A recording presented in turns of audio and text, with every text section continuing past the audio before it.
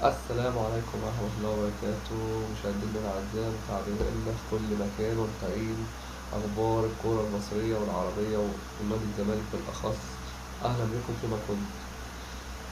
نادي الزمالك أعلن مجلس إدارة نادي الزمالك بالتنسيق مع المدير الرياضي جون إدوارد عن الجهاز الفني الجديد بقيادة المدرب الجديد جون إدوارد، وهما كالآتي: عبد الناصر محمد مدير كورة، ومدرب عام البلجيكي يانيك فيريرا، حازم إمام، وفرنسي بيري بهاريلي مدربين مساعدين، والبلجيكي جوجوسلاف لاجيتش مدربا حراس، والأسبانيا راؤول بيريز مدرب أحمال، والفرنسي جولين لابوكس محللا أداء، والكرواتي ماريو توميليكوفيتش مخططا للأحمال. وكل من محمد حسن تيتو، منتصر السيد، وعبد الله حسين، ومحمد عبد الرحيم مدربين إداريين. هذا هو الجهاز الفني لنادي الزمالك.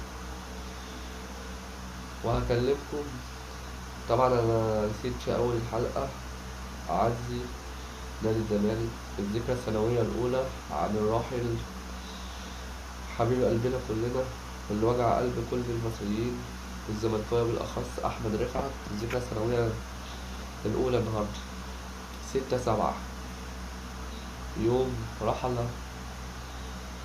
نجم من نجوم الكرة المصرية نادي الزمالك محمد حسن.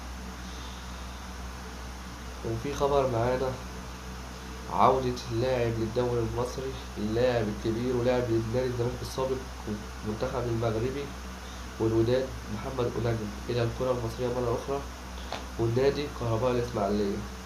انفراد وحصري مني.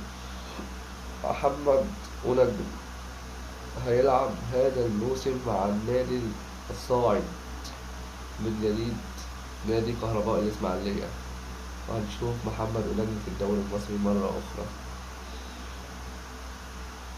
وأنا معاكم لحظة بلحظة في كل جديد وكل مستجدات الكرة المصرية بالأخص، وأكون سعيد وأنا معاكم، وأكون سعيد لما بلاقي حد سامعني. أهلا بكم، والسلام عليكم ورحمة الله وبركاته.